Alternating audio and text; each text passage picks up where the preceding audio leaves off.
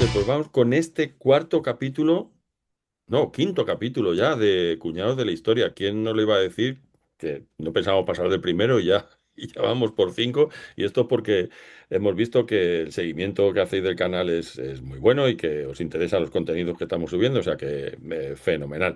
Así que nada, muchas gracias a todos los que nos veis y apoyáis esta iniciativa de Cuñados de la Historia que como sabéis los que nos veis y los que sois nuevos, este canal está dedicado a intentar de alguna manera poner un poco de luz sobre todas esas cosas sobre la historia contemporánea, sobre la historia de cualquier época que corren por internet, por las redes sociales y que muchas veces pues están soltadas así a la ligera por gente que no es especialista, y que yo no digo que lo haga con mala voluntad, pero bueno, porque después los historiadores, como el que tenemos hoy aquí en el programa, pues se encargan de matizar o de corregir si es necesario. Por eso así, de manera un poco humorística, pues hemos titulado a este podcast Cuñados de la Historia, que es un poco ese rollo de, bueno, me siento en la barra del bar con un tinto de verano y digo, ¿tú sabías que? Bueno, pues a lo mejor lo sabías, pero lo sabes mal. Pues aquí estamos para que sobre todo los historiadores te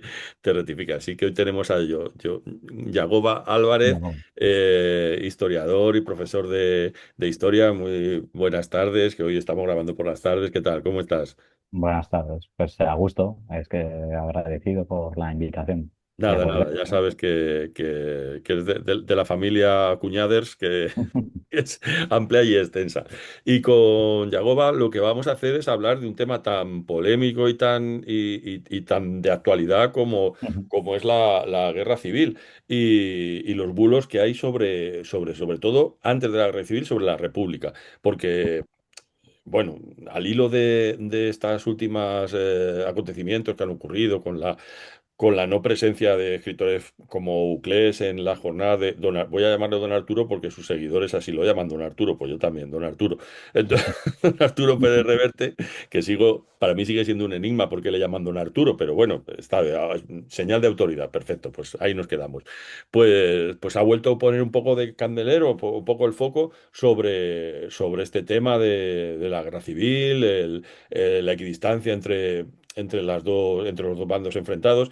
Pero sobre todo sí que hemos observado que hay ciertas historias, ciertos relatos que parece que han calado en la opinión pública y que a lo mejor no son tan ciertos como creemos. Y para eso está aquí Yagoba. O sea que hemos matizado un poco el programa con un pequeño guioncete y entonces una de las cosas que es interesante empezar, que es cierto que la gente tiene la sensación de que la guerra civil, o sea, fue inevitable, el golpe de Estado fue inevitable, ¿no? Debido al caos en que se había convertido la República, aquello era ingobernable, no se había visto una cosa igual en la historia de la humanidad y claro, no tuvieron más remedio que salvarnos de nosotros mismos, ¿no? Entonces, esto, Sí, ¿esto cómo sí. va? Era tan caótica la República en el momento en que gana el Frente Popular y vuelve otra vez a decantarse por ser una república de izquierdas o es parte del relato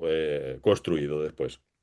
Yo creo que es evidente que es un relato que se ha construido durante los años del franquismo, que ya utilizaron ya los golpistas en julio del 36, ¿no? Como argumento, que ya fueron preparando, porque el golpe de Estado, y lo mencionaremos después, no es algo que surge en julio, sino que viene preparándose ya desde hacía meses, que estaba claro que ya había un run run en parte del ejército, parte también de los partidos conservadores o digamos los aspectos, las clases más sociales más conservadoras del país y es una teoría, ¿no? Una idea que al final sirve para poder justificar el golpe, porque quiero decir que aún así sí que es verdad que aunque durante la guerra civil y después durante el franquismo pues no duraron en tener ningún tipo de escrúpulo a la hora de detener, torturar o asesinar a gente, al menos en esto sí que hay que reconocerles el hecho de querer buscar una especie de Mm, estructura argumental claro. con la que poder justificar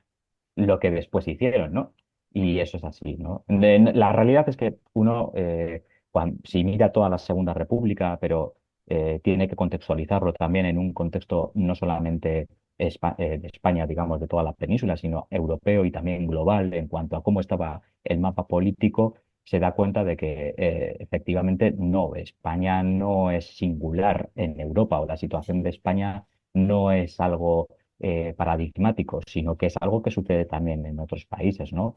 A pesar, evidentemente, a pesar de tener episodios de violencia lamentables durante la Segunda República, también tuvo periodos de estabilidad legislativa, podemos decirlo, ¿no? De hecho, la violencia política se intensificó notablemente ya, digamos, a partir de la primavera del 36, una vez que ya salen los resultados electorales del Frente Popular, pero gran parte de esa inestabilidad fue alimentada también por grupos extremistas que buscaban un poco desestabilizar el régimen democrático. Solamente un dato, ¿no? Por ejemplo, ahí la República tuvo lo que se conoce como el bienio reformista, que va del 31 al 33, que es digamos, esa primera fase que podíamos catalogar como republicano socialista, ¿no? O de izquierdas, republicano izquierdista, donde se aprobaron leyes de vanguardia, ¿no? Voto femenino, divorcio, educación laica, que demuestran de alguna manera una voluntad de modernización institucional, no de caos, precisamente, es decir, de querer apuntalar a España como un país moderno en el mundo, ¿no?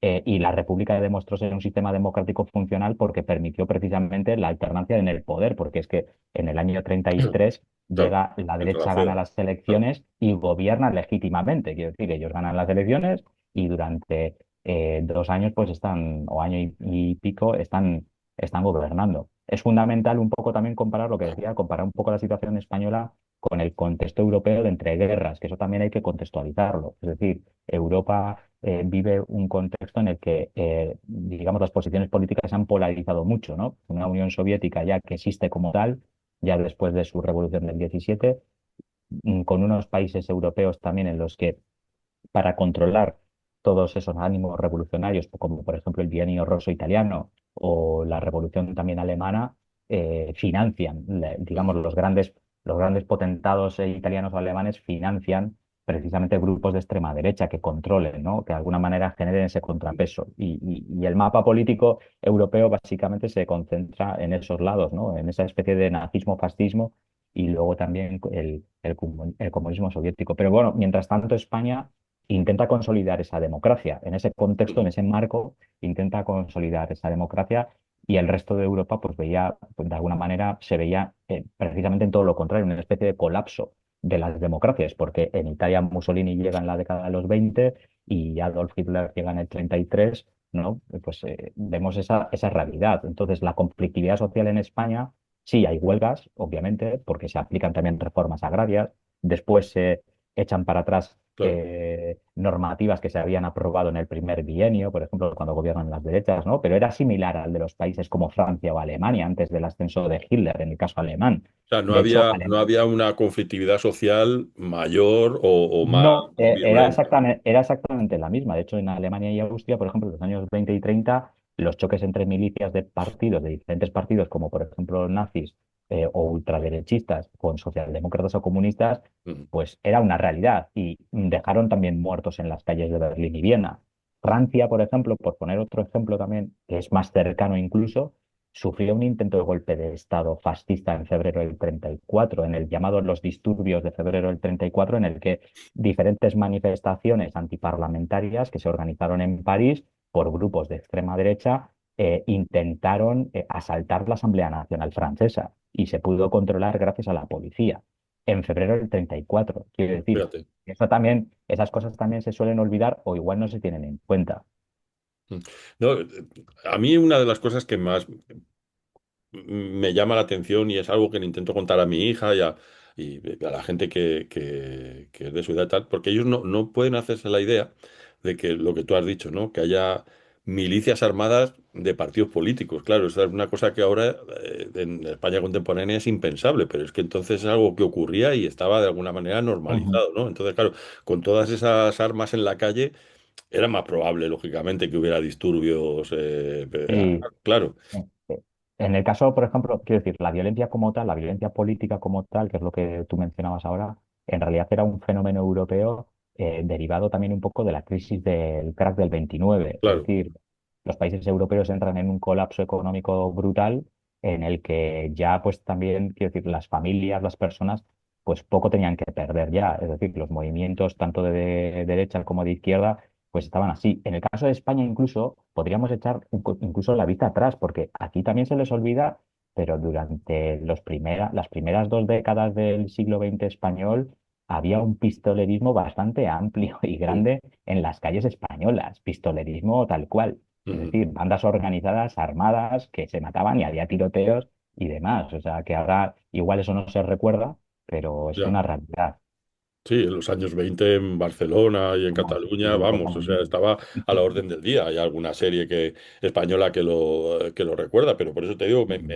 me choca que eso es algo que cuando se cuenta esta historia pasa así de puntillas, como si fuera una cosa de lo más normal del mundo, algo que hoy sería absolutamente inconcebible, ¿no? Que los partidos Ujú. políticos tuvieran milicias armadas. Lógicamente, en ese ambiente, lo más probable es que a alguien se le escapará un tiro de vez en cuando, o más Ujú. o más de vez en cuando, si no muy frecuentemente.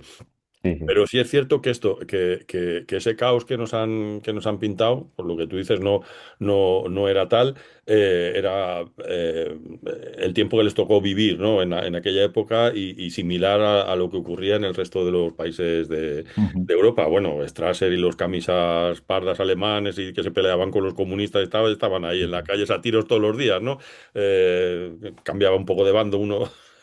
No Ujú. sabían dónde terminaba uno y dónde empezaba otro. Así que esa primera excusa de que la República era un caos para dar el golpe de Estado, pues parece que no se sostiene mucho. Otra de las cosas que plantean también los que argumentan el por qué se tuvo que llegar a ese golpe de Estado de guerra civil es que, bueno, pues que había un montón de matanzas de religiosos, de quema de conventos, de Ujú. checas también, que tengo un amigo que ha escrito un libro sobre las checas de Madrid, pero las de antes de la guerra, ¿no? Entonces, sobre esto, que exactamente que es verdad y que es mentira. Hubo tal matanza de religiosos, sobre todo, lo más importante, yo creo, fueron matanzas o fueron actos que estaban vinculados con mandatos de las autoridades o fueron gente por Ujú. su cuenta que decidió tomarse la justicia por su mano. Sí, hombre, yo creo que lo primero que habría que aclarar es que en lo que es el Estado republicano español como tal, como institución, quiero decir, nunca legisló contra la vida de los religiosos. Es decir, de hecho, la Constitución de 1931, que es la que rige toda la Segunda República, garantizaba la libertad de culto, aunque limitaba, eso sí, obviamente, el poder económico y Claro, educativo de las órdenes religiosas. Pero eso no tiene nada que ver con el hecho, quiero decir, uno de los artículos que se aprueba en la Constitución, y de hecho las derechas abandonan el debate constitucional precisamente por ese motivo, es la cuestión de la separación Estado-Iglesia, ¿sí? Porque la República quiere adaptarse y modernizar a España y adaptarlo a la realidad, de alguna manera, del mundo que estaba viviendo claro. realmente. Porque en realidad España en este aspecto no es que llegase a ser una anomalía, pero sí que era, digamos, un país que llegaba un poquito más tarde a esa modernidad de separación Estado e Iglesia, ¿no? Entonces, yo creo que eso de primeras, es decir, no, España, la España republicana garantizaba la libertad de culto y por lo tanto no legislaba contra la vida de los religiosos. Luego está la cuestión de la violencia, pues sí que es verdad y eso es una realidad que el gobierno de 1936 pierde el control del orden público durante el alzamiento militar, Ujú. durante el golpe de Estado de julio del 36. Pero eso es una realidad, quiero decir, una obviedad. No se sabía muy bien qué parte del ejército estaba con quién, qué militar de alto rango estaba, si apoyaba o no apoyaba el golpe. Entonces, bueno, ahí es cuando se empiezan esos 2 primeros días, las milicias empiezan a pedir armas y entonces, bueno, al principio sí que es verdad que hay un caos, pero también es verdad que hubo sectores de los partidos del Frente Popular que, si bien pudieron desde sus milicias jalear en algún momento la violencia, hubo grandes figuras del gobierno republicano de Manuel Azaña que, incluso ministros socialistas, que intentaron detener tanto las sacas y salvar a religiosos en esos primeros días de caos, esas primeras semanas. Estamos hablando de semanas, quizás como mucho los primeros 2, 3 meses de la guerra, porque a partir de entonces ya es algo completamente diferente. La persecución como tal, quiero decir, del Estado o del gobierno no existió. Es más, todo lo contrario, fue todo lo contrario. El gobierno en todo momento quiso mantener ese control. La violencia anticlerical como tal, en España, ya existe incluso antes de la Segunda República. El Claro. movimiento anarquista siempre tiene focalizado como uno de sus primeros enemigos a lo que es la Iglesia y a la estructura eclesiástica, no tanto la religión, que esto Mm. también lo explico en mi libro sobre Tomás Meave, el líder socialista que fundó las Juventudes Socialistas de España, que era vasco, y que, y que él era un profundo anticlerical, pero que no antirreligioso. Es Ya, ya, ya. decir, obviamente estaba en contra de la propia estructura eclesiástica por todo lo que representaba en el caso español, Eso que es. eso también hay que tenerlo en cuenta. Quiero decir, Claro, es que las cosas no surgen de la noche a la mañana y no, es el contador a cero. O sea, claro, evidentemente los desheredados de la tierra, como digo yo, habían visto durante décadas, durante siglos, que la iglesia se aliaba justo con las personas que le exacto, puteaban y, y les tenían en la miseria y en la pobreza. ¿Qué es lo que pasa cuando intentan sacudirse ese poder? Pues lógicamente que hay actos de vandalismo y de venganza, lógicamente. y luego también, por matizar también, que eso nunca se suele matizar, ¿no? Siempre se, desde alguna manera, como tú decías, desde esa posición, digamos, de ir en contra de la Segunda República o de criticarla abiertamente, nunca se menciona, por ejemplo, que el gobierno de Juan Negrín trabajó activamente por restaurar el culto público, es decir, que las iglesias pudiesen estar abiertas. De hecho, en 1978 se crea el Comisariado de Cultos, con el Ujú. objeto precisamente de normalizar la vida Claro, religiosa en la zona republicana y reabrir las iglesias. Y es más, otro dato, es que en el bando republicano hay que recordar que estaba el Partido Nacionalista Vasco, claro. que era un partido en esa época, bueno, todavía sigue Sí, teniendo, ¿no?, sí, sus reminiscencias, pero que en esa época todavía seguía siendo un partido profundamente católico. Bueno, es que las milicias, el ejército vasco como tal, del Eusko Gudaroestea, tenía curas en el frente también que ya, ya, oficiaban misa y demás, claro. y permaneció leal a la República. Es decir, si la República hubiera tenido un plan de exterminio religioso, habría podido, el PNV, por ejemplo, no estaría en el bando republicano.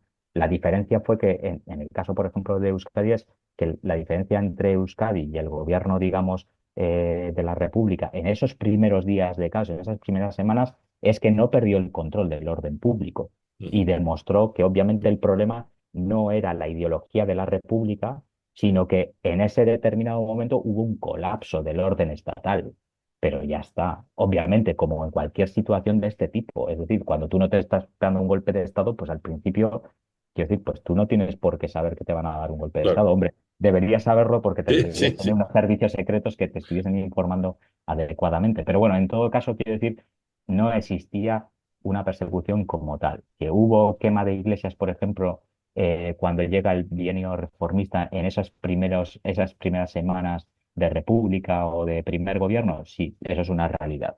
Los Ujú. hubo. Hubo movimiento anarquista que entró en las iglesias, hubo quema de iglesias, rotura de figuras, etcétera, etcétera. Sí, hay fotografías, es una realidad.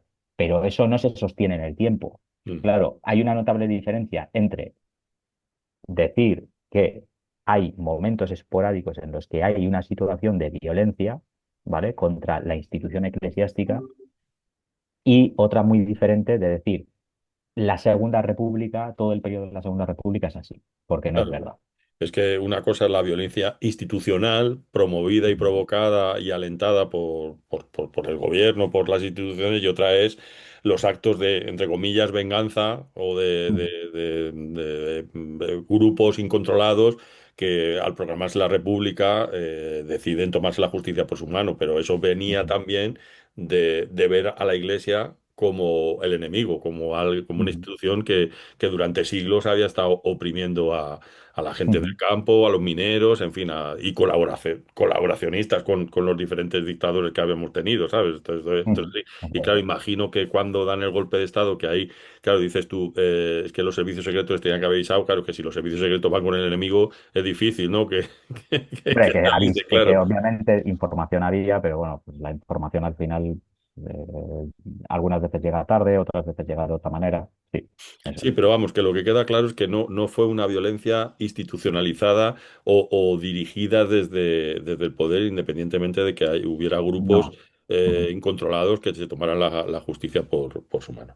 Otro de los mitos que lo habíamos hablado antes de empezar a grabar, que también suele salir en internet, es el tema del voto femenino, ¿no? Que ujú. También hay una corriente de opinión que dice que los socialistas no apoyaron la propuesta de Clara Campoamor, que se negaron a votar el voto femenino porque, bueno, esa explicación, ¿no? De porque si votan las Mm. mujeres le harán caso al cura y al marido y saldrán las derechas, como así fue, después de, mira, como así fue después, ¿no? ¿Qué hay de cierto en todo esto? ¿Es verdad que los socialistas no apoyaron la propuesta de ley de Clara Campoamor o cómo fue esto? No, pues de hecho es totalmente incierto, es falso y además es curioso porque es de esos bulos o mentiras en los que hasta la propia Clara Campoamor, es decir, deja claro que no es así. Porque si tú echas un vistazo al libro de Clara Campoamor que escribe precisamente sobre la cuestión del debate que hubo respecto al sufragio femenino, ella misma en ese libro, dice claramente que si no hubiese sido por la defensa o por la fuerte defensa de tanto a nivel de votos como de defensa vocal, me refiero de que los diputados socialistas que hablaron lo hicieron a favor del sufragio femenino, si no llega a ser por esa defensa, ella se hubiera dedicado a una defensa meramente pues jurídica y no tan pasional o no tan de alguna manera argumentada, ¿no? Y que se hubiese dedicado más a una defensa pues más jurídica y quizás más fría, ¿no? Y que sin embargo fue precisamente gracias a ese apoyo socialista por lo que primero se pudo aprobar el sufragio femenino, porque de los 161 síes, 84 son del Partido Socialista Obrero Español, que representan el 52% de los 161 síes. A eso es, por cierto, a eso hay que sumarles el de otros diputados de izquierda, porque a este bulo también se le une el hecho de que la izquierda votó en contra. Ya, ya, entera. Efectivamente, el Congreso de los Diputados que sale en las elecciones generales del 28 de junio del 31 es de mayoría de izquierdas y por lo tanto es obvio que la mayoría de los noes, como de los síes, va a ser de izquierdas, Ujú. porque tenían la mayoría del Claro. Congreso. Entonces no se puede decir que la izquierda votó en contra, se puede decir una parte de la izquierda votó en contra. Del mismo modo tampoco se puede decir que la derecha votó a favor, porque hubo una parte de la derecha, hubo diputados de derechas que votaron en contra. Ujú. Entonces, al final, quiero decir, no viene al lugar, ¿no? Que se pueda decir algo así. Respecto a la cuestión de la posición del Partido Socialista, insisto, los diputados, el debate se inicia el 30 de septiembre, se acaba el 1 de octubre, se vuelve a retomar el 1 de diciembre porque se presenta la enmienda Peñalba, bueno, que en realidad es una enmienda conjunta entre Victoria Kent y Peñalba, pero al final Victoria Kent la retira porque eran exactamente lo mismo, pedían Lo mismo. exactamente lo mismo, que era dilatar el sufragio femenino a la realización, en este caso, de varias elecciones municipales, es decir, que se cambiase otra vez, digamos, todos los ayuntamientos de España y como eso no se iba a poder hacer en una sola Claro. elección, pues iba a llevar más tiempo, iban a ser como dos elecciones municipales. Y en ese caso también el 1 de diciembre sale no por mínimo, en el caso del 1 de octubre gana ampliamente con 40 votos a favor, pero sí que es verdad que en el caso de diciembre sale por la mínima, o sea, no sale por la mínima la enmienda Peñalba y por lo tanto el artículo se mantiene tal cual y también precisamente gracias al Partido Socialista, que Ya. también tuvo mayoría de votos en los noes a esta enmienda Peñalba, ¿no? Entonces, la realidad es que no, el Partido Socialista llevaba ya en sus estatutos, en su programa político desde 1918 el sufragio femenino. De hecho, es más, desde 1918 llevaba que el sufragio femenino lo quería a partir de los 21 años, que Ujú. era tal y como estaba redactado el artículo original de la Constitución del 31. Lo que pasa es que luego miembros de la comisión de redacción, como digamos el Partido Socialista tenía, si no recuerdo mal, ahora estoy hablando de memoria, creo que tenía mínimo dos representantes en la comisión de redacción de la Constitución. Puede ser que tuviesen un tercero, pero otros partidos políticos también tenían, obviamente. Bueno, pues se presenta el 30 de septiembre una modificación al articulado original, en el cual la edad pasa de los 21 a los 23 años. La razón que expone la comisión, en este caso la defensa de la comisión redactora, es la cuestión de la edad de los hombres para hacer lo que nosotros conocemos como mili, ¿no? Lo Ujú. que era el periodo de servicio militar en Sí, aquel momento, que abarcaba, cuando yo lo conocí, pues abarcaba, no sé si eran 9 meses o un año o algo así, bueno, pero que en aquella época podían ser 2 años o algo así, sí, ¿no? sí. Eran 2 años de mili.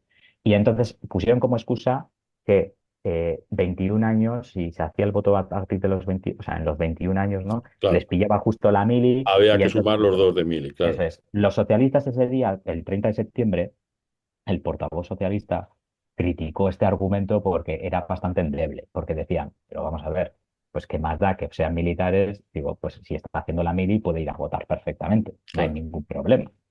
Entonces, como la comisión redactora se mantenía en sus treces de no modificarlo, el Partido Socialista presentó una enmienda, en este caso, para que se votase por separado el derecho y la edad. Y la edad, claro. No porque estuviesen en contra del derecho, sino porque el Partido Socialista, en el programa, digamos, que llevaba aprobado en su Congreso Extraordinario de julio del 31 a ese debate constitucional, siguió incluyendo ese, digamos, lo que llevaba en su programa político de sufragio femenino, pero a partir de los 21 años. Ujú, Eso lo llevaba en su programa para el debate claro. constitucional. Y entonces lo que querían era votar sí al derecho Y votar y por separado lo votar otro. a favor de que el Claro. artículo se mantuviese con su texto original de 21 años y no 23, porque estaba en contra de que se aumentase la edad. Es Ya, decir, el Partido Socialista no solo estaba a favor del sufragio femenino, sino que además rebajar la lo edad. quería a partir de los 21 años y no de los 23 como fue, como se terminó aprobando. Claro, a lo mejor parte del mito este de que votaron que no es lo de lo que tú dices de la enmienda Peñalba, se han mezclado ahí cosas de que no salió tal y a lo mejor al final y como parte de Yo la creo que es enmienda más, yo creo que votó es que más por no, el tema de las palabras de Prieto claro, que dijo él después de la votación, lo de la famosa puñalada a la Segunda República. Pero la realidad es que el Partido Socialista como partido, como posición como partido, era favorable. De hecho, no podemos saber exactamente cuántos diputados del Partido Socialista estaban en contra, porque aquel día sí que es verdad que faltan 26 diputados, pero es que en todo el hemiciclo faltan 188. joder, Es decir, esta es otra cosa también que explico en mi libro y que explico también muchas veces en Twitter, ¿no? Cuando quiero aclarar esto, hay que contextualizar la realidad del diputado. Es decir, el diputado de 1931 no tiene ni la misma facilidad de viajar ni claro, la misma facilidad de estancia que tenían los diputados entonces. Si tú te fijas en las votaciones a lo largo de la Segunda República, pero sobre todo en el primer gobierno, en todas en las actas, si tú vas al Congreso de los Diputados y miras las actas, en las votaciones, ves que hay muchas veces, la mayoría de las veces faltan muchos diputados, pero no es porque estén en contra de algo o no, no quieran votarlo, no han no. llegado, En muchos casos es básicamente porque ellos no se han podido desplazar a Madrid a tiempo, o incluso que ellos no estaban siempre en Madrid. Es decir, igual estaban en Madrid varios meses, pero luego se volvían otro par de meses, otro mes a su provincia original, de donde vivían o lo que sea, porque la realidad era completamente diferente. Entonces, claro, los 188 que se ausentaron el 1 de octubre del 31 estaban en contra del sufragio, pues obviamente no. claro, Entonces, de los 26 que se ausentaron del Partido Socialista, sabemos que uno en concreto, no estaba a favor de votar a favor. Tampoco quiso votar en contra, que fue Indalecio Prieto. ujú, No votó en contra precisamente porque la posición del partido era votar a favor. Ese es el argumento, quiero decir, cuando dicen, no es que Indalecio Prieto quería votar en contra. Bueno, pues tuvo la oportunidad de hacerlo, pero no lo hizo. no Y lo no lo hizo, hizo precisamente porque la posición del partido como tal era votar a favor. Y de claro, los demás, pues hombre, decirte que el 1 de diciembre, cuando se vota la enmienda Peñalba, de los 26 que faltan el 1 de octubre, 13 sí están presentes el 1 de diciembre y votan en contra de la enmienda Peñalba. ya, Es ya, decir, que hacemos suma y a los 84 le sumamos esos 13 y bueno, pues los que te quedan, los otros 13 que te quedan, quitas Indalecio Prieto y te quedan otros 12 que dices, bueno, pues de esos 12 pues no puede ser que sabemos, claro. hubiese tres o cuatro que estaban en contra, pues puede ser que no terminaban votando, sí, pero los otros tampoco sabemos nada. Tampoco sabemos. A mí, otra de las cosas, estas de las paradojas, ¿no? De aquellos tiempos respecto al presente es eso, ¿no? Que muchas veces piensa, dice, joder, dice, las mujeres no podían votar, pero sí podían ser elegidas, ¿no? Mm. Para tener un cargo. Eso era absolutamente paradójico, ¿no? No pueden votar porque no se las consideraba aptas o mentalmente preparadas para ello, pero sin embargo podían ser elegidas como parlamentarias o como diputadas. Era un poco esquizofrénico ese pensamiento de la época, ¿no? Cuesta mucho explicarlo ahora, Mm, cómo se podía dar esa paradoja, pero bueno. Bueno, entonces está claro que Clara Campoamor sacó adelante su ley y que la aprobación fue gracias también, entre otros, al Partido Socialista, o sea que ujú, otro mito, otro bulo desmentido. Ya nos vamos a meter más en materia, porque otra de las cosas que habíamos planteado es saber si el único golpe de Estado porque otra de las cosas que dicen también los divulgadores, entre comillas, históricos en las redes sociales, es que, o muchos divulgadores de derechas, es que el golpe de Estado no empezó en el 36, sino en el 34, con la Revolución mm, de Asturias, ¿no? Esto es sí, una cosa que la llevan a marcha a martillo, gente conocida como Pío Moa y demás abanderados del revisionismo histórico, consideran que la guerra civil no empezó en el 36, sino que empezó en el 34, entiendo que con la Revolución de Asturias, y que ujú. aprovecho para recomendar ese gran cómic que es La Balada del Norte de Zapico, que es maravilloso, que es Sí, sí, sí, una lo tengo. maravilla. La verdad es que debería de leerse en los institutos. Entonces, ¿qué pasó realmente en el 34? ¿Cómo nos lleva eso a la guerra civil? ¿Tuvo algo que ver con el golpe de Estado del 36? Y sobre todo, ¿cuántos otros intentos de golpe hubo? Porque hubo más. Estaba Mola por ahí, un montón de gente Ujú. intentando dar asonadas, ¿no? Sí, a ver, sí, es como tú decías, uno de los bulos también habituales, argumentales también que utilizan, digamos, las personas que tratan de criticar de manera genética la Segunda República, es precisamente la Revolución de Octubre de 1934. Yo sé que es complicado muchas veces aclarar esto, pero es curioso cómo las mismas personas que no son capaces o que siempre están constantemente intentando explicar a la gente la diferencia entre que España tuviese colonias o tuviese virreinatos, porque parece ser que les interesa Sí. mucho esa aclaración, luego son los mismos que te dicen que lo de octubre del 34 fue un golpe de Estado, cuando fue en realidad una huelga revolucionaria. Ajá. ¿Sí? Y entonces te dicen, bueno, tanto monta, monta tanto, ¿no? Pero resulta que con el tema de virreinatos y O colonias parece sea, ser que ahí sí que son son bastante quirúrgicos. filólogos selectivos, ¿no? Exacto. Entonces, no, la revolución de octubre del 34 fue eso, una revolución, no fue un golpe de Estado. Yo sé que es complicado a veces tratar de hacer entender esto, pero es una realidad. Fue una huelga revolucionaria y ya está. En todo caso, es curioso porque muchas veces a estas personas se les olvida todo lo que pasó antes de octubre del treinta y Claro. cuatro. Y claro, es que ya si nos vamos a abril del 31, abril del 31, nada más proclamarse la Segunda República, ya hubo militares y monárquicos conspirando contra la República. El general Kindelan, por ejemplo, y otros oficiales intentaron organizar ya una resistencia armada inmediata al ver que Alfonso XIII se marchaba, pero lo que pasa es que no llegó a ejecutarse básicamente porque no encontraron suficiente apoyo en los cuarteles. De hecho, todavía había buena parte de militares que eran republicanos y pro república porque querían salir un poco ya, ¿no? del régimen anterior, pero la intención estuvo ahí prácticamente desde el minuto uno, Pero es porque decir, ya en los Kindelan y primeros días. compañía querían que volviera al rey, lógicamente, eran Claro, monarcas es que de fue, es que, martillo. quiero decir, cuando digo nada más proclamarse me refiero a que fue así, es que Sí, fue sí. en esos primeros 4 días de República en el que ya hubo conspiración de monárquicos y militares en contra de la Segunda República.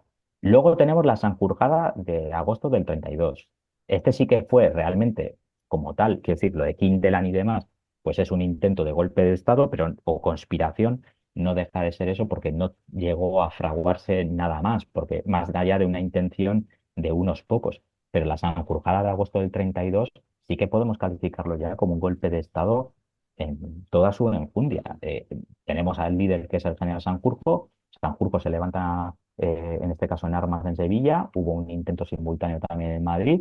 El golpe fue un fracaso absoluto porque básicamente había una falta de coordinación de mucho cuidado y porque el gobierno afortunadamente supo responder rápidamente al golpe. Tiene una importancia porque evidentemente demuestra que sí que había ya un sector del ejército que no había aceptado de ninguna manera la Mm. democracia republicana y obviamente esto es mucho antes de octubre del 34. Estamos Claro. hablando de 2 años y algo antes.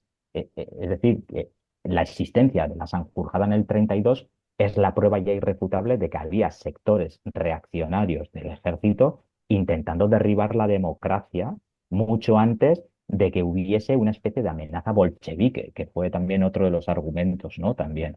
Pero es que después tenemos, en el 33, tenemos la conspiración de la Unión Militar Española. A finales del 33 se funda la UME, la Unidad Militar Española, que era una organización clandestina de militares derechistas en ese momento, cuyo único fin era básicamente conspirar contra La la República. democracia republicana. No fue un evento puntual como tal, sino una especie de trama, digamos, continua, ¿no? Continuada, que estuvo activa durante años y que en realidad fue la base del golpe que vino en 1936, porque quiero decir, el golpe del 36 que se empieza ya a fraguar como tal, una vez se saben los resultados de las elecciones de Ujú. febrero, pero es como digo yo también, claro, pero para que ya en febrero del 36 se estuviesen planteando eso, eso es porque previamente ya Claro, estaban pensando en querer darlo, porque ya claro. tenían idea de darlo. Y eso es la UME, quiero decir, a Sí, partir del treinta y a mí es tres que me hace mucha gracia, que esto lo hablaremos después, que parece que matan, asesinan a Calvo Sotelo y entonces de repente se dan cuenta que aquello es imposible y en eso 10 es. días lo montan Pues todo, ¿no? claro, Claro, la conspiración de la UME, que es lo que te decía, no es un evento puntual como la Sanjurjada o como lo de Kindeland, pero es una trama continua que está durante años hasta que, y de hecho, que es el sustrato, las raíces de lo que serán después los golpistas del 36, ¿vale? mm, Y después, por último, antes de octubre del 34 tenemos también el complot, digamos, de monárquico y carlista con apoyo de Mussolini de mm, Italia. En marzo del 34, esto también se les olvida, lo de la memoria selectiva también es increíble, ¿no? Pero es que meses antes de octubre del 34, representantes de partidos monárquicos como Renovación Española o los carlistas viajaron a Roma para reunirse con Mussolini para, de alguna manera, conseguir armas y dinero para mm, poder derrocar la República, restaurar la monarquía y, obviamente, ya que le estás pidiendo dinero a Mussolini, pues instaurar un régimen que sea claro, afín al claro, fascismo italiano, ¿no? Y esta conspiración internacional estaba un poco en marcha mucho antes de esa supuesta revolución roja que estaba por venir, ¿no? Y que fue la justificación del golpe del 36. Insisto, marzo de 1934. Viajan a Roma para reunirse con Mussolini para conseguir armas y dinero. Entonces, ya aquí hay cuatro ejemplos claros, y ya desde los primeros días de la Segunda República, que evidentemente no, la guerra civil del 36 no llega por la revolución de octubre del 34. Y si llega es básicamente pues porque después de cuatro intentos derechistas, pues bueno, pues entienden que quizás las personas que tienen enfrente, ojo, cuidado, porque estos han montado una huelga revolucionaria y no son tan coditados como nosotros pensábamos. ya. Pero la realidad es que antes de octubre del 34 ya hay intentos por parte de la derecha y los movimientos más conservadores de este país por derrocar la democracia republicana. Claro, aparte que yo entiendo, vamos, según lo que mi corto entender es que esa revolución minera asturiana también se debe evidentemente a las condiciones que llevaban durante siglos de explotación, allí la gente sin ningún futuro, sin nada, y un poco desesperanzados porque a lo mejor habían visto en la República esa luz que podía mejorar sus condiciones y ver que pasaba el tiempo y no ocurría nada, ¿no? Y que seguía todo igual y justo además vuelven a ganar las derechas, involución. Sí, se Y- contextualiza dentro del claro, gobierno, digamos, de derechas, en el cual echa para atrás algunas de las medidas adoptadas por el bienio reformista, claro. dilata en exceso muchas de las reformas que supuestamente iba a llevar también el bienio reformista adelante, la cuestión de la tierra, etcétera, etcétera, ¿no? Entonces yo creo que ahí se mezcla todo eso, sí. También hay una parte de lo que corre por ahí, es que Largo Caballero, bueno, fomentó, incitó la revolución para que se tomaran las armas y arengó de alguna manera a los obreros para levantarse en armas, ¿no? Esto que hay de todo esto. Hombre, a ver, quiero decir, Largo Caballero al final en ese momento era el secretario general de la Unión General de Trabajadores, que era el sindicato mayoritario Mm, en España. Bueno, UGT-CNT, ¿no? Quiero decir, pero me refiero a que la UGT era el sindicato mayoritario. Y tenía, pues, obviamente en la zona norte y de hecho en Asturias, que es donde más hubo revolución, porque luego en el resto de la península la verdad es que se sofocó muy rápido, pero en Asturias obviamente la UGT era también mayoritaria dentro del movimiento. Bueno, podemos englobar, contextualizarlo también, no por quitarle importancia, pero es que meses antes otro partido político como Renovación Española o el Partido Carlista viajaba, insisto, viajaba a Roma para pedir armas claro. y dinero a Mussolini. El marco político en el año 34 en Europa estaba claro. Quiero decir, estamos ya en un contexto en el que en el 34 Adolf Hitler ya es autoproclamado Führer, porque Hindenburg ya ha desaparecido y entonces, bueno, pues él ya tiene absolutamente todos los poderes en sus manos. Mussolini lleva ya 10 años ya en el poder. El mapa político, el tablero europeo se divide básicamente en Unión Soviética frente al fascismo y en medio quedan las democracias liberales del Reino Unido Mm, sí, entre comillas. eh, con sus posiciones ambiguas y equidistantes con Adolf Hitler y compañía, con una Francia también en situación, como he dicho antes, en el 34, sufriendo un golpe de Estado de la extrema derecha, con un Mm. intento de toma de la Asamblea Nacional, por ejemplo, en febrero del 34. Entonces, bueno, el tablero político era el que era. Sí, al final era que nos arrollan, vamos, básicamente. Esto también hay que contextualizarlo. El Partido Socialista Obrero Español en ese momento seguía siendo un partido marxista, no se había desheredado de sus posiciones marxistas y por lo tanto pues se contextualiza en eso. A mí me hace mucha gracia cuando, ¿no? Cuando hablan del largo caballo del Partido Socialista Obrero Español en esa época, pero no lo contextualizan a la realidad de la época, pero luego tú les hablas de Renovación Española y Sí, cómo veía el fascismo italiano como el paradigma en el que poder convertir a España también en otro estado fascista, pero te dicen, bueno, pero eso son cosas que claro. se dicen en el Congreso, en los debates y ya está, ¿no? Y Ya, es ya, como, ahí sí vale el contexto, ¿no? Ahí sí sí, vale el sí, contexto. No, te decía ahí lo ya, de Largo Caballero porque es una figura muy polémica y que siempre ha estado envuelta en una especie de malditismo, incluso muchos años por la propia izquierda y por el propio PSOE, que lo renovó hasta, o sea, lo rehabilitó hace poco, ¿no? Vamos, poco más o menos que sobre él, más que sobre los golpistas, cae parte de la culpa de la guerra civil. Y no sé qué opinión tienes sobre esta figura. Hombre, yo te puedo decir que a mí, por ejemplo, me parece una persona que obviamente en determinados momentos pues, pudo tener opiniones que, lógicamente, que yo con los ojos de un ciudadano del año 2026 no voy a apoyar, pero que, sin embargo, sí que tiene una parte muy relevante cuando, por ejemplo, como ministro de Trabajo aprobó que todos los trabajadores pudieran tener una semana de vacaciones pagadas, Ujú. porque antes de que llegase él era solamente para los funcionarios, pero él hace que se pase a todos, ¿no? Hay un libro muy bueno que, de hecho, yo lo compré y me lo leí de Juan Moreno, que es La leyenda negra del Largo Caballero, donde se Ujú. desmitifican muchos de los bulos que desde la derecha, obviamente, han circulado sobre Largo Caballero. Sí que es verdad que quizás luego también el apodo que le pusieron, no sé muy bien si desde la izquierda o derecha o lo que sea, el Lenin español, En español. le pudo hacer más flaco favor que otra cosa. Pero bueno, para mí es una figura a reivindicar sin duda. Y ya con esto remato. El Largo Caballero, yo me acuerdo de un debate que tuvo en redes sociales con una persona, ¿no? En la que comparaba Largo Caballero con no sé qué otra figura de la derecha conservadora que después que siguió durante el franquismo, obviamente teniendo cargos políticos y que obviamente no tuvo ningún problema con ser afín a Adolf Hitler y Benito Mussolini durante la Segunda Guerra Mundial. Yo lo único que sé es que Largo Caballero pasó por un campo de exterminio nazi. Mm. Y a partir de ahí yo ya no tengo nada más que decir Claro, con sí, respecto a sí, su sí. figura. Es decir, para mí todas las personas que pasaron por un campo de exterminio nazi, ya fuesen socialistas, comunistas, liberales, que también los hubo, Ujú. no fueron mayoría, pero también los hubo, liberales alemanes, liberales italianos, que pasaron también, que conocieron el fascismo y que conocieron el nazismo bien, que son realmente liberales democráticos, liberales demócratas, porque un liberal demócrata de la época de los 30 alemán e italiano se oponía al Claro, fascismo.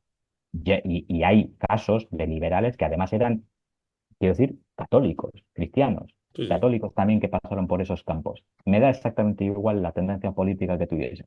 Toda persona que pasase por un campo de exterminio nazi, a mí me merece todo el respeto del mundo. Porque yo creo que el hecho de que estuviese en un campo de concentración con un uniforme y con un símbolo que especificase si era un preso político, un judío o homosexual, gitano, lo que fuese, ya denota claramente de dónde estaba y claro. en qué posición ¿En qué estaba en ese bando momento. estaba? Sí, sí. Eso Claro, claro que sí.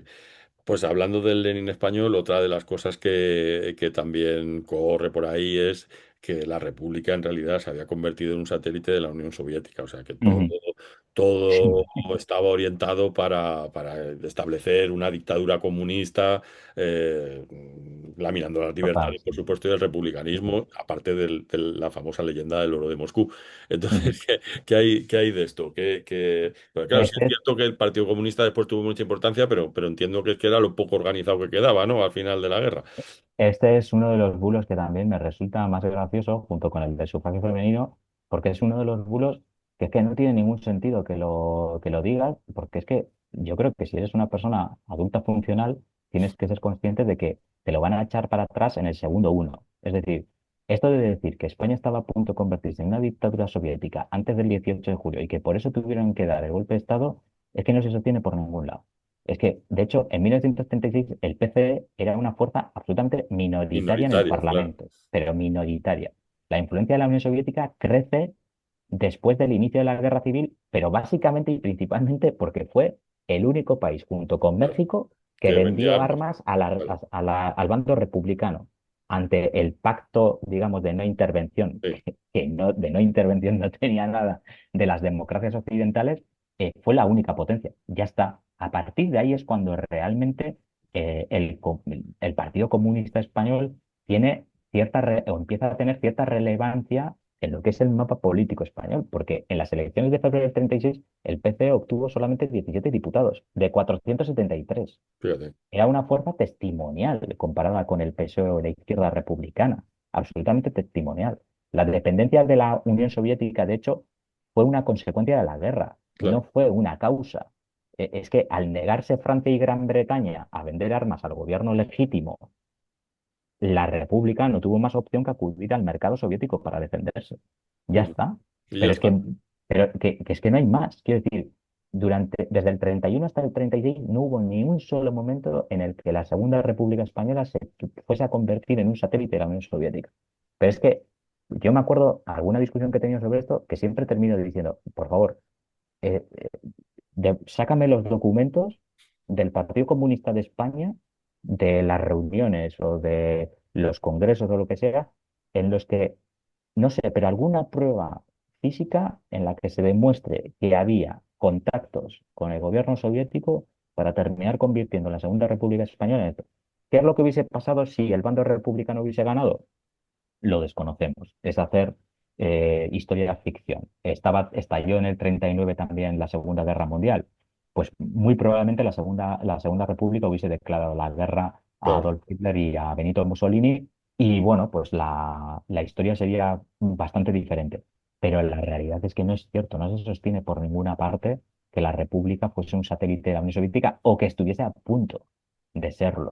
Pero vamos, ni siquiera la famosa revolución bolchevique, ¿no? Que Franco se dedicó a repetir constantemente durante los años de dictadura, de que no, es que España corría el peligro porque había una revolución bolchevique en camino, no sé de quién, porque Ya, desde ya. luego que no. Y entonces este dice, no, pero es que en octubre del 34 la revolución de Asturias, digo, tío, pues, yo creo que te hace falta leer un poco sobre la revolución bolchevique para saber lo que es una revolución bolchevique. Efectivamente, no una huelga revolucionaria, que son dos cosas totalmente diferentes.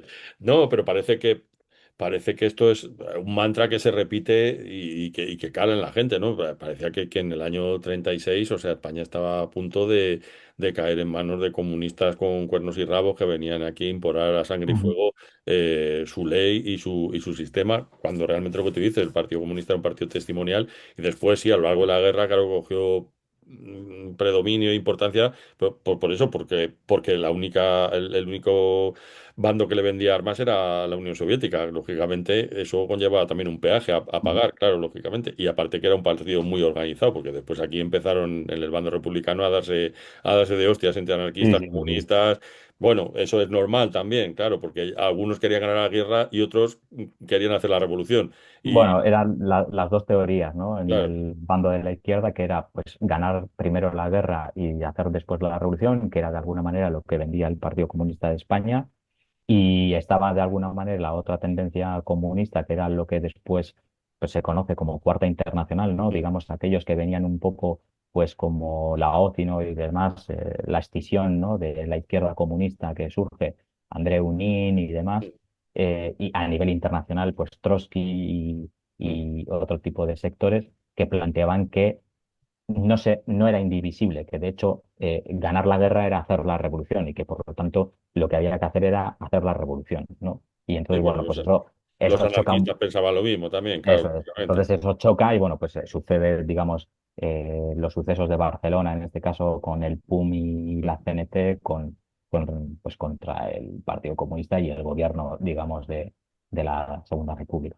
Sí, pero claro, ya en el momento ya de descomposición casi Sí, total, no, ¿no? descomposición absoluta, sí, Ya sí. las instituciones apenas funcionan, son meramente nominativas, ¿no? Porque, por otro lado, hay un par de cosas más que también son parte de la mitología de esta bulera Ujú. de la guerra civil, y es que, claro, el Frente Popular gana en el 36 por fraude, que las papeletas estaban amañadas y que los votos se contaron mal y que evidentemente ellos habían hecho un fraude electoral y que las derechas habían ganado. Esto parece ser que tampoco se sostiene si lo analizas bien. Sí, a ver, bueno, de hecho suelen juntar dos. Uno, el fraude electoral de febrero, el presunto fraude electoral de febrero del 36 y el presunto fraude electoral de abril del 31. Sí, Porque los dos, ahora claro. ya desde hace ya un tiempo estoy viendo que esas mismas personas son las que también insisten en que en abril del 31 hubo un fraude electoral. Es curioso porque esas mismas personas no son conscientes de que esa convocatoria de elecciones municipales se hace en el marco todavía de la famosa restauración, por mucho que vengamos de la dictadura, pero estamos en Sí, lo que se conoce como dicta blanda, en el que, bueno, pues la persona que está al frente del gobierno en ese momento decide convocar las elecciones municipales y se hace en el marco del juego político de la restauración. mm, Es decir, por si alguien no lo sabe, pero el marco político del juego electoral de la restauración podemos decir que tiene de todo menos democrático. claro. Primero porque entre el caciquismo, el camarellismo, la compra de votos, la compra de electores, quiero decir, era de todo menos democrático. Entonces muchas veces no son conscientes de que al criticar precisamente el resultado de las elecciones del 31, en realidad lo que están haciendo es criticar toda la restauración borbónica Evidentemente. de Alfonso XII, que es el sistema electoral del bipartidismo entre el Partido Conservador y el Partido Liberal que se dividen el poder De Cánovas y Sagasta, sí, durante sí, sí. décadas, ¿no?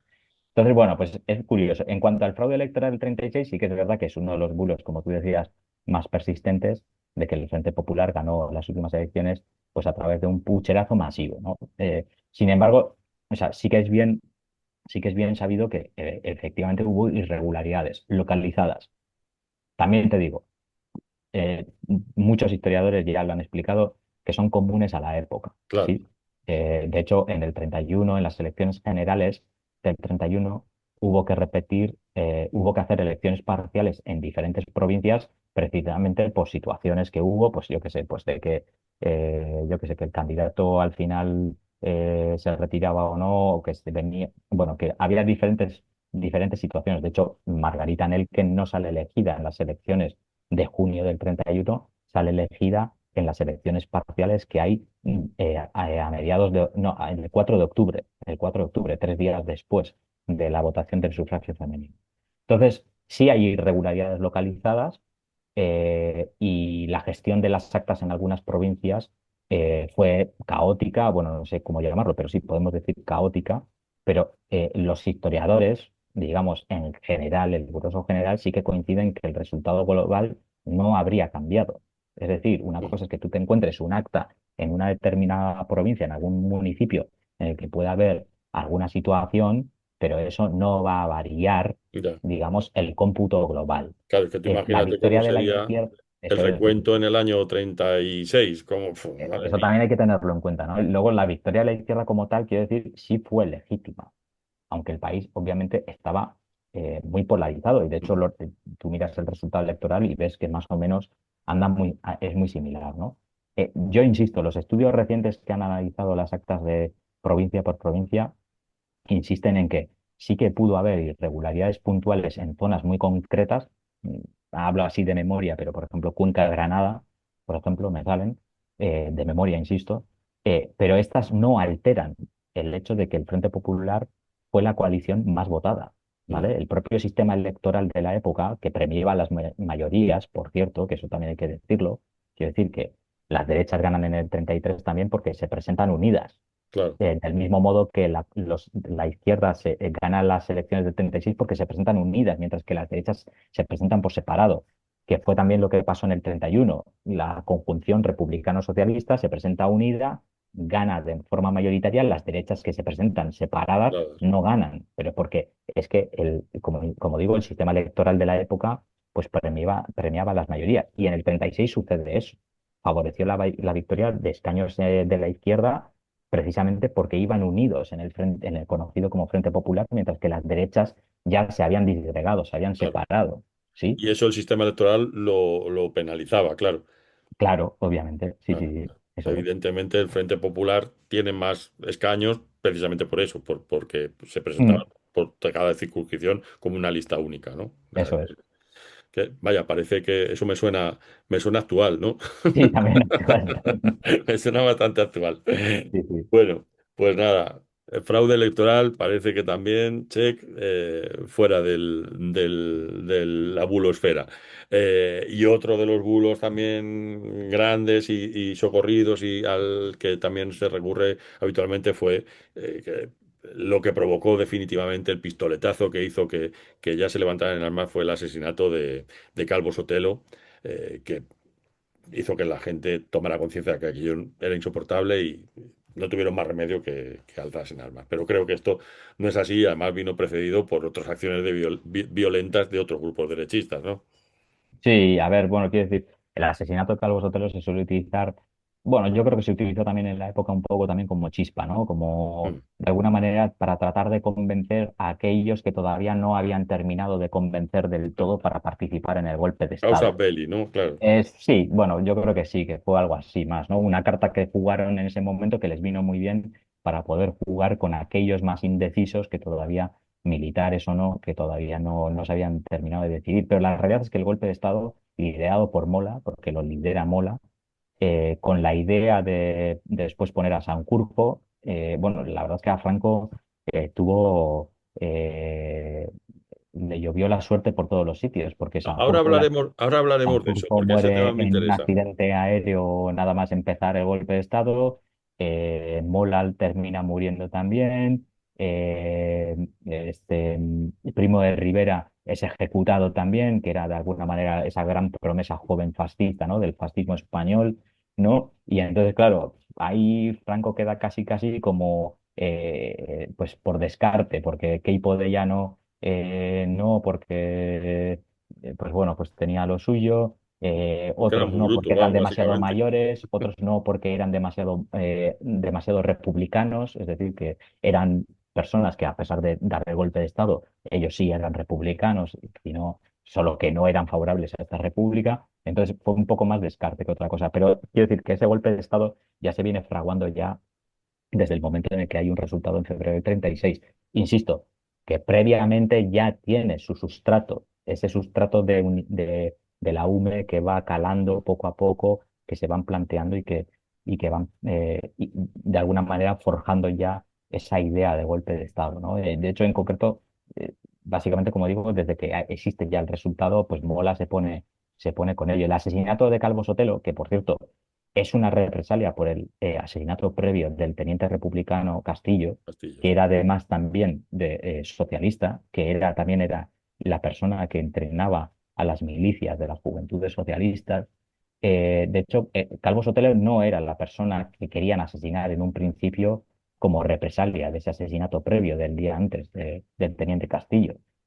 digamos así, también es otra especie de descarte, que van a por varias personas antes Lo que él, no los encuentran, encuentran en su domicilio y a él lamentablemente pues lo encontraron. Pero como digo, sirvió más bien como el pretexto perfecto, ¿no? Un poco para convencer a los indecisos y sobre todo para acelerar el calendario del golpe, ¿no? De ujú, alguna manera para que ya generase esa idea de, bueno, ya hemos empezado la carrera y ya no hay vuelta atrás, hemos pasado ya esa línea, ¿no? De punto de no retorno. La logística necesaria para mover tropas desde Marruecos, el avión Dragon Rapid, demuestra que básicamente el golpe estaba ya en marcha mucho antes de la muerte de Calvo Sotelo. claro, A Calvo Sotelo lo asesinan el día 13 si no me equivoco, y estoy hablando otra vez de creo memoria, que sí, pero es que el Dragon Rapid lo alquilan a principios de julio.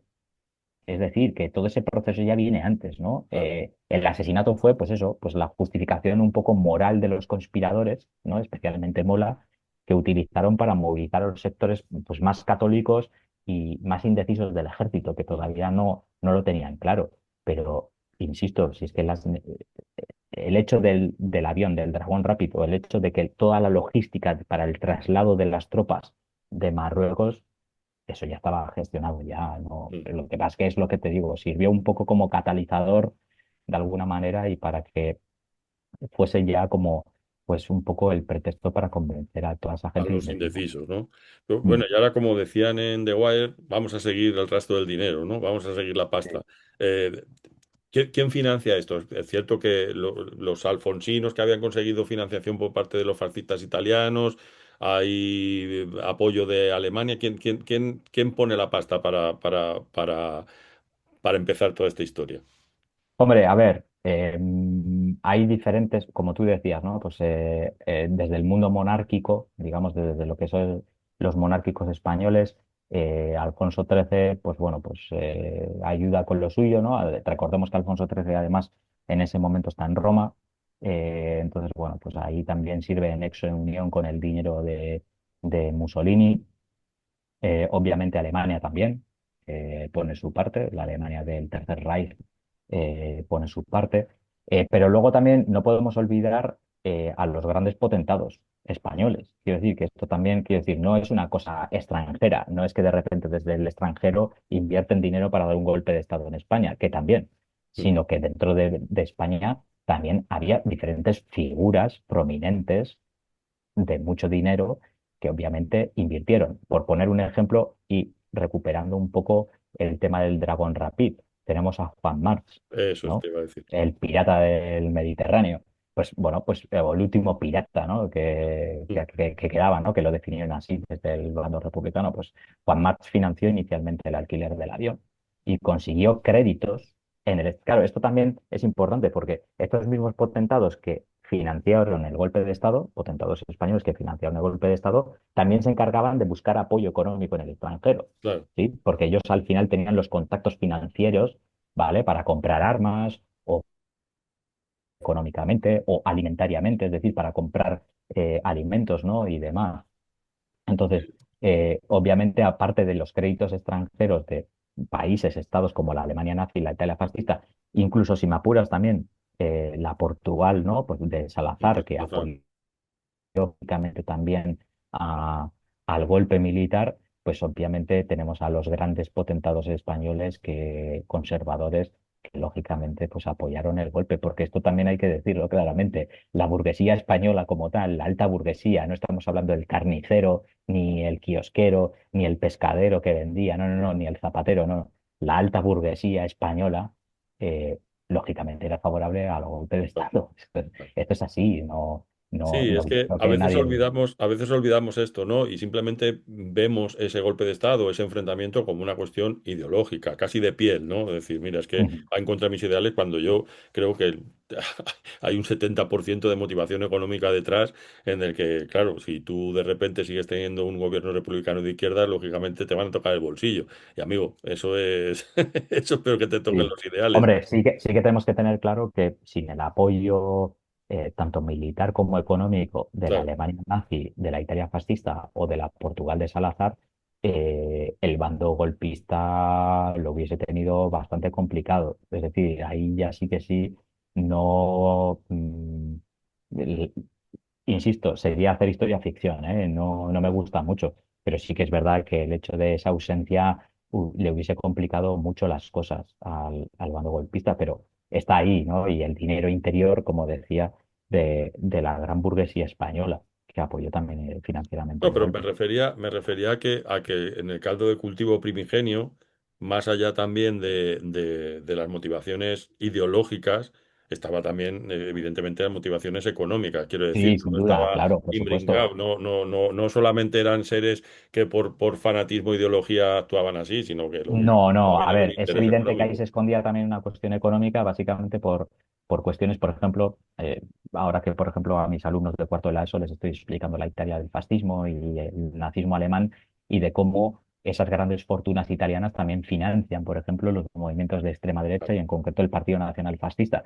Por cierto, que en las elecciones del 22, el Partido Nacional Fascista es meramente testimonial también, consigue apenas una veintena de diputados de un parlamento de muchísimos más, ¿no? Pero que sin embargo tenían un grandísimo apoyo económico detrás, como miedo, ¿no? Un poco también por lo que decía antes del contextualizar el tablero europeo en el que, bueno, se suceden diferentes revoluciones, hay un movimiento de izquierda que ve con esperanza a 1917 y la Revolución Rusa y que ve con esperanza ese nuevo sistema político que se ha creado, porque también es un nuevo sistema en el cual la propiedad privada no existe y todo es público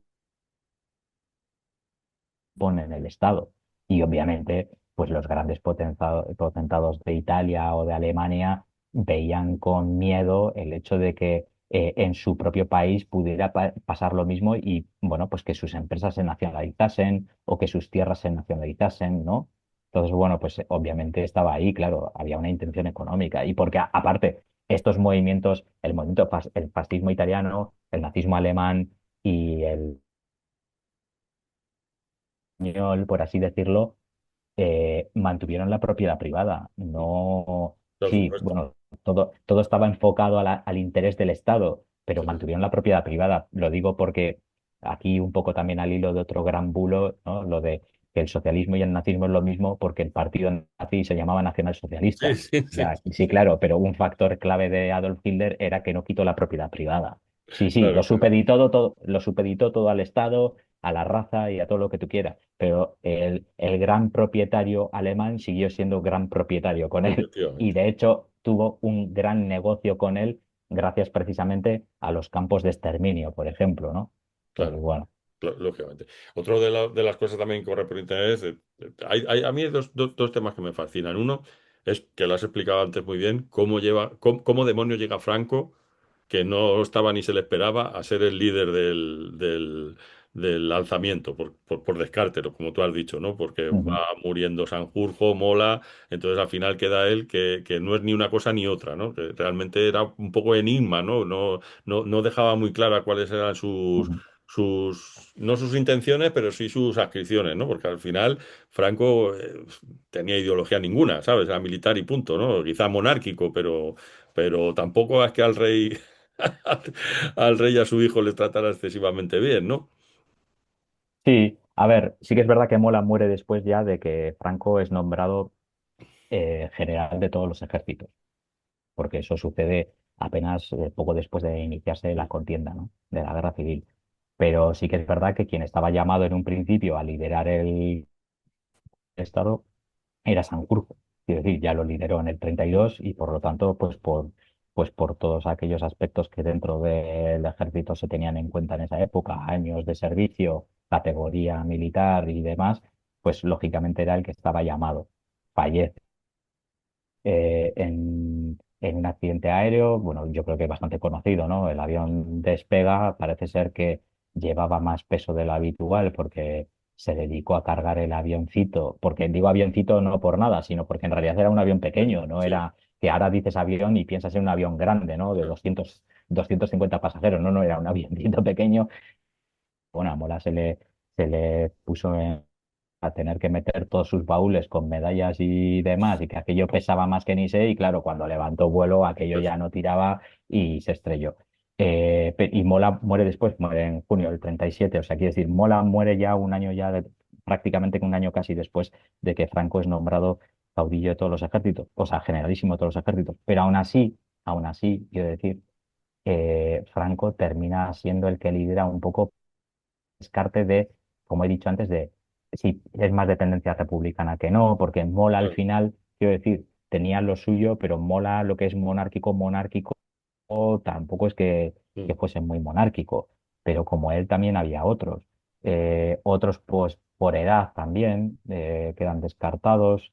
Entonces al final pues una cosa va sumando a la otra y bueno, pues entre méritos, descarte por edad, que necesitamos a alguien que no sea demasiado joven, pero tampoco demasiado mayor, necesitamos a alguien que no sea ni muy monárquico, pero tampoco excesivamente republicano, pues hombre, Franco, que sabía precisamente, salvo en algún momento durante la República, pero bueno, esto también es un poco, yo siempre lo comparo un poco con el Pinochet de Salvador Allende, ¿no? Un poco como esa ambigüedad que supuestamente sí es muy favorable al statu quo, pero que luego te da la puñalada por la espalda ya, sin venir a cuento.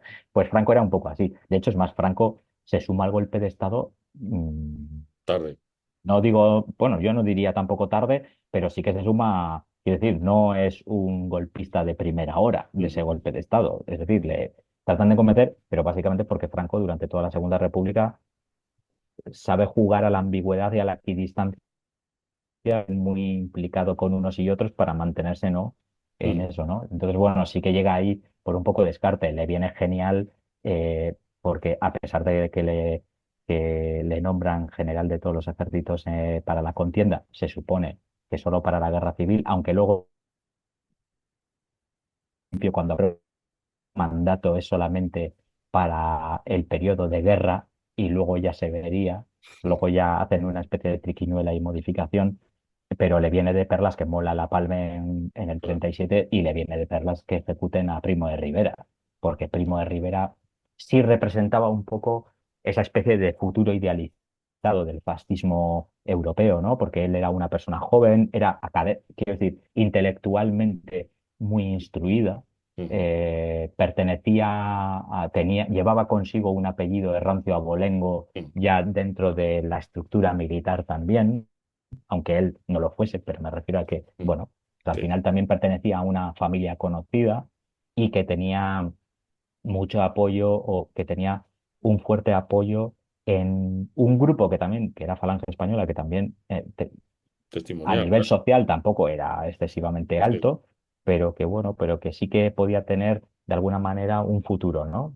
Se mm, le prometía cierto futuro, ¿no? Como a él como personaje político. Y bueno, yo creo que le vino de perlas que lo ejecutasen, la verdad.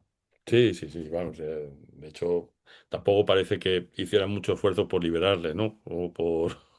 No, bueno, no, no, no, sí, no, no, no. No tiene.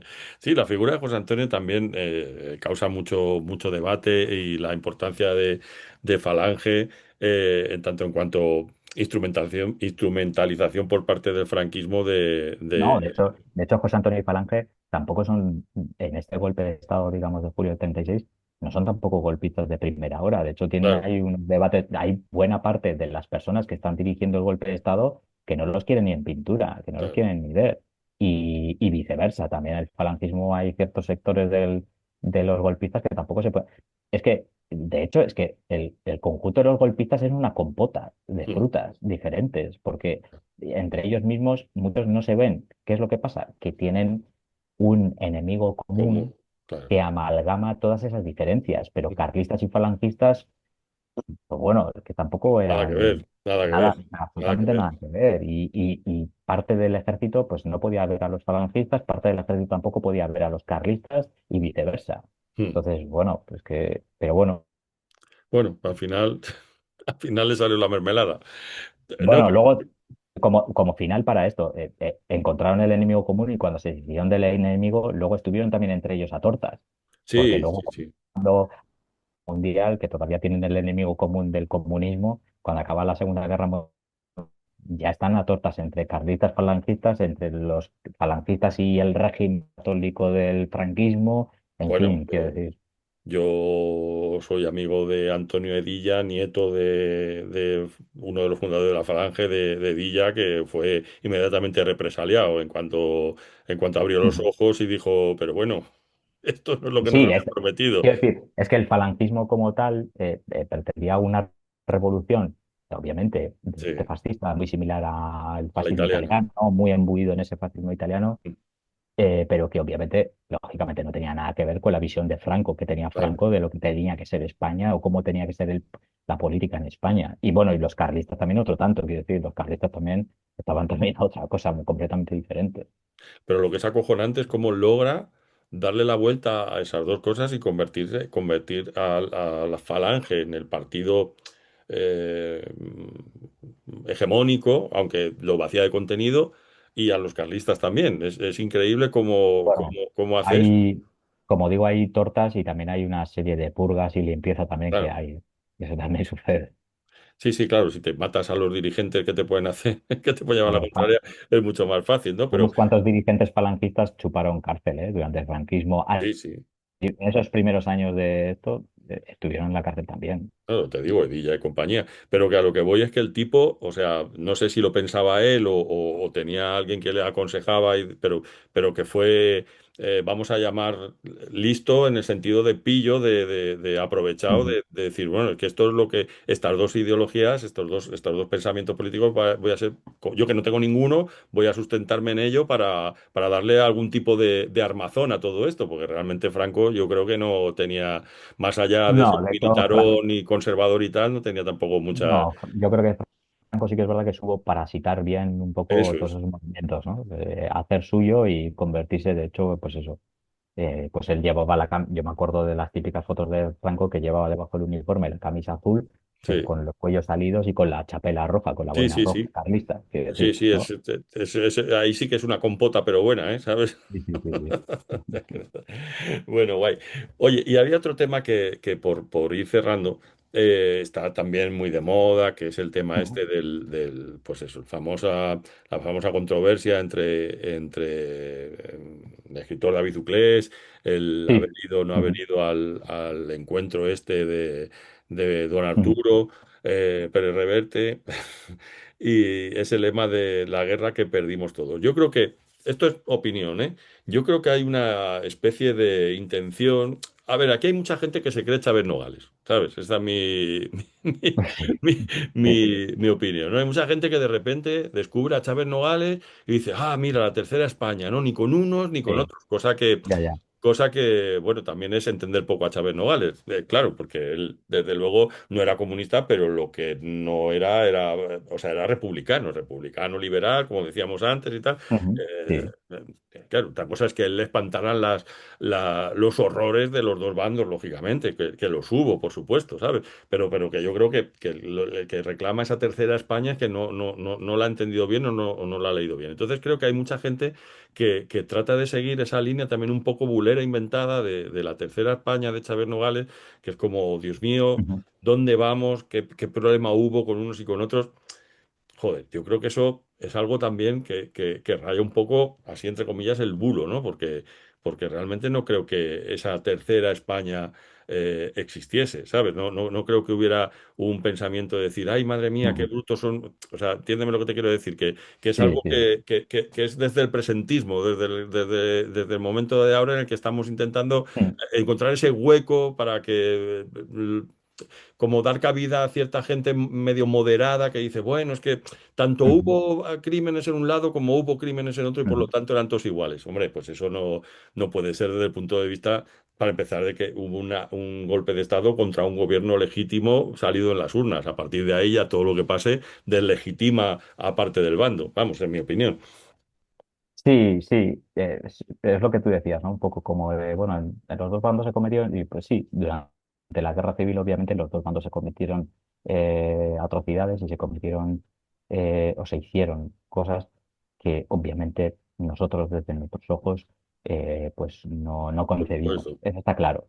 El inconveniente que hay es lo que pasa después, Claro. lo que pasa después de acabada la guerra, que es lo que yo creo que hay mucha gente que no, de esa famosa tercera España, yo con el tema de la cuestión de la tercera España reconozco que tengo cierta cuestión personal, porque em, así como cuando alguien me viene diciéndome yo no soy de izquierdas ni de Ya. derechas, ya sé que es una persona de derechas, Claro, claro, sí, sí, sí, sí. alguien que me viene diciendo, no, yo es que soy la tercera España, Sí, pero luego al final siempre termina diciendo, claro, pero tal, sí, es lo entonces ya mismo, sé que de tercera España no tienes nada. Porque es claro. que, quiero decir, a mí me hace gracia esta especie de tercera España siglo XXI que existe, de muchísima gente que tienen columnas, algún que otro profesor con el que yo he tenido algún debate en redes sociales, en Twitter, por ejemplo, profesor de la Complutense y que escribe en Reugetic, no voy a dar su nombre para no generarle promoción, pero sí que me hace gracia porque esta persona se cataloga a sí mismo como liberal, Mm, demócrata, esa especie de tercera España, ¿no? mm, Pero luego al mismo tiempo, en cuanto a la política actual, le ves constantemente, constantemente, constantemente, de manera sistemática, sin que haya ni un atisbo de duda, defendiendo a un partido político muy concreto y que además no está ni en la izquierda ni en la derecha, que básicamente se ha escorado ya a la extrema mm, derecha. efectivamente. Entonces, claro, me hace muchísima gracia ese concepto.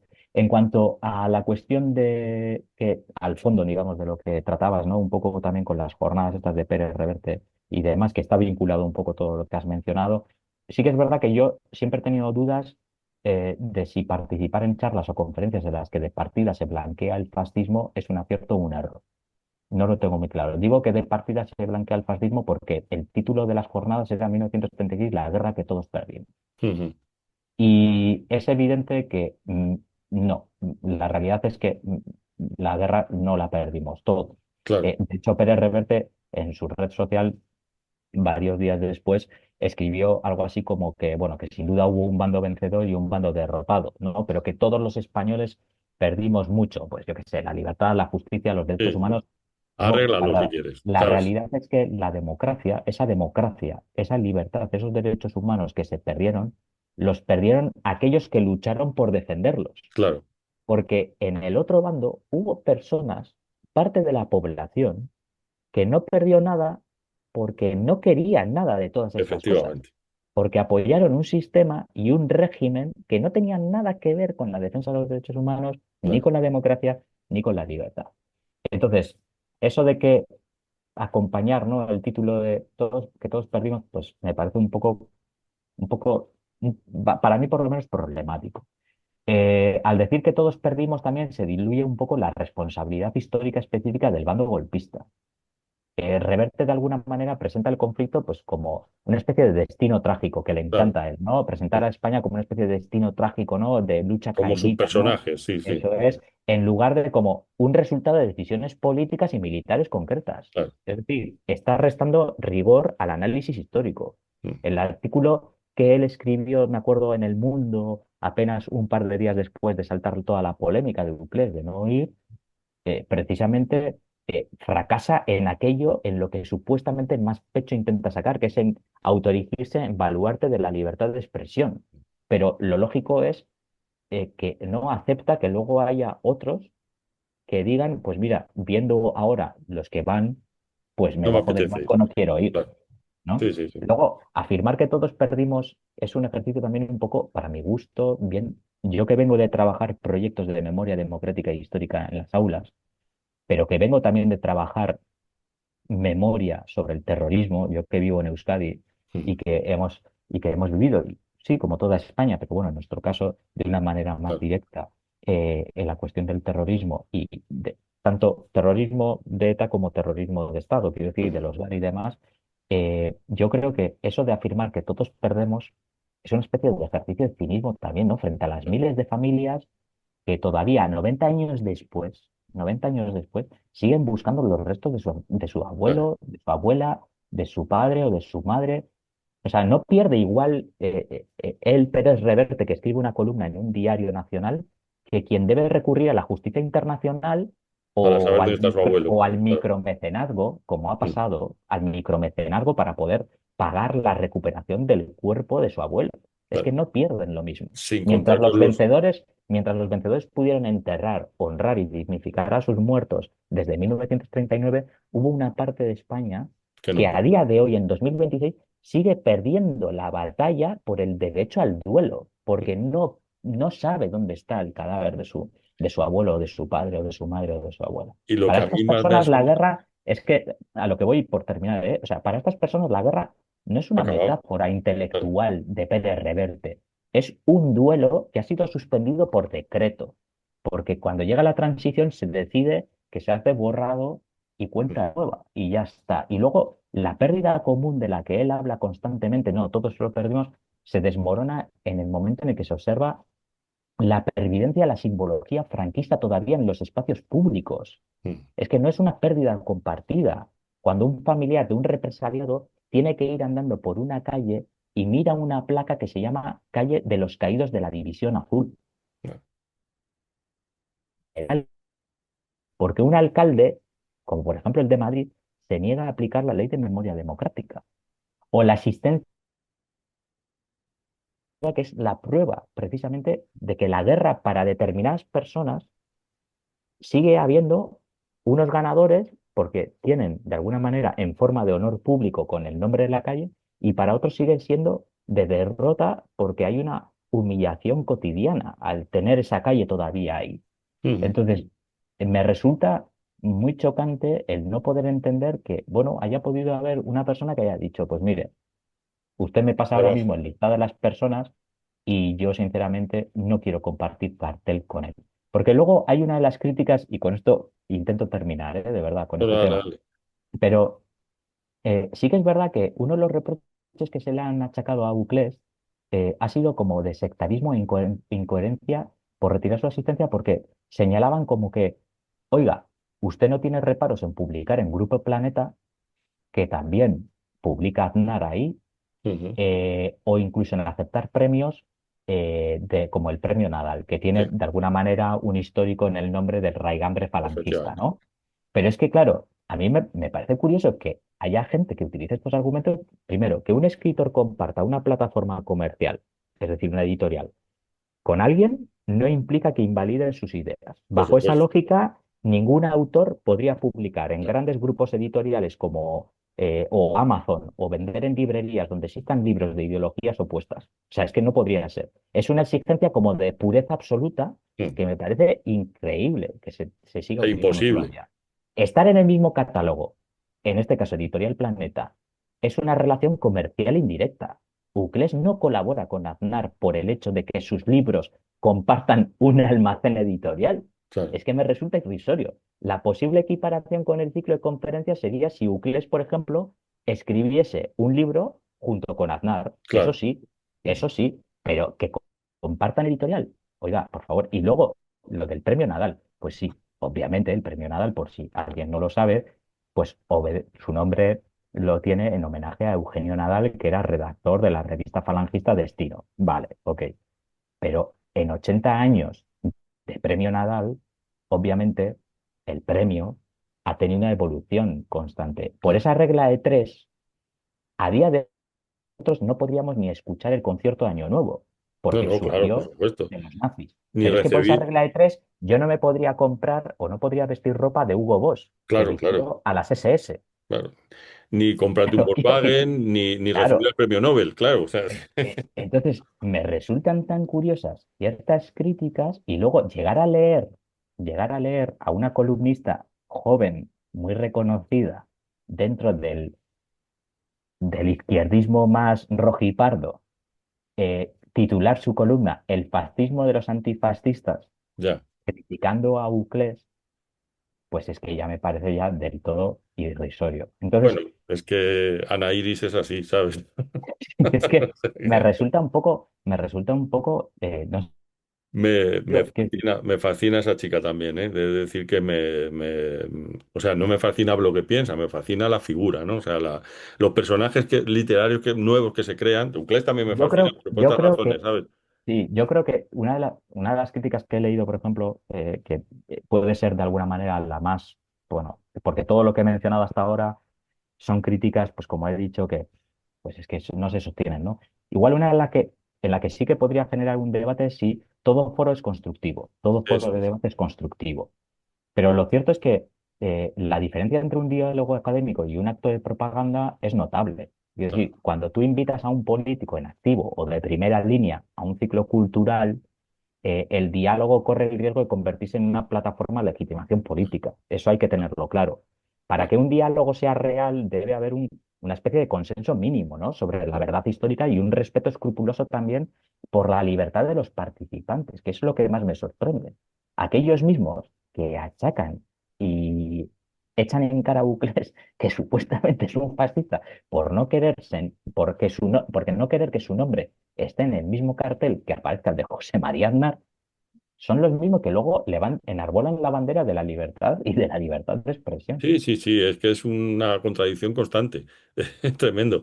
Pero bueno, además es que quiero decir, es que hay momentos en los que tú tienes la libertad de decidir. Mire, yo me bajo de esto con todas las repercusiones que pueda tener porque no me apetece y porque no quiero estar con este señor. Yo a lo mejor hubiera ido, ¿sabes? Yo no tengo problema en debatir bueno, yo quiero decir, yo no tengo nivel para debatir en ningún foro, pero que quiero decir, a lo mejor sí que es bueno, como tú dices, el hecho de tener una opinión diferente a gente que no le gusta lo que va a oír, pero es muy respetable la opinión de este tipo que dice, oiga, es que yo, sinceramente, no me apetece, ni tengo necesidad, ni me apetece. Quedo mal, pues bueno, pues ya quedaré bien en otra ocasión. No hay ningún problema con ello.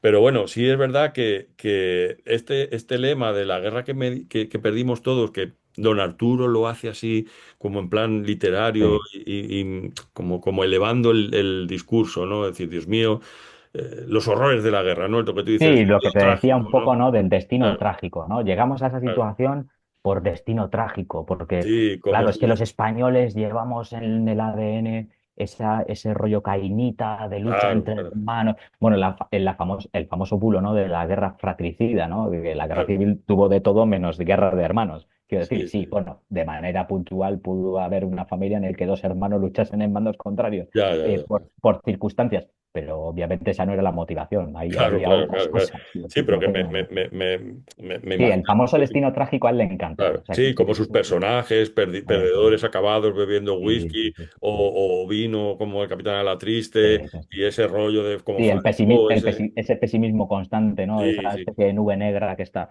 constantemente rodeándoles. Pero es lo que te decía, ¿no? Es un poco también cínico el plantear que llegamos a la guerra civil por un destino trágico. No. claro, Llegamos a la guerra civil porque hay unas decisiones políticas y militares concretas, que claro. las toman unas personas concretas. Punto. Luego podremos debatir sobre el argumentario que esas personas utilizan para poder justificar su decisión. Mm, Pero hay unas personas que toman esas decisiones. claro. No es un destino, no hay algo natural que de repente, ¡pum!, llega de manera natural. No, Y no porque, lo y porque la República fue una anomalía en el sistema. O sea, fue algo que no estaba previsto que ocurriese y que interrumpe siglos de Sí, poder claro, bueno, concentrado en las mismas personas. la idea de la dicta blanda es precisamente Claro. iniciar un proceso constitucional nuevo para modificar esa constitución que con Primo de Rivera había quedado suspendida, pero seguir manteniendo la monarquía de Alfonso Sí, XIII, sí. por supuesto. No Gato, tenía otro objetivo. gatopardismo, vamos, o sea que Sí, exactamente básicamente. igual.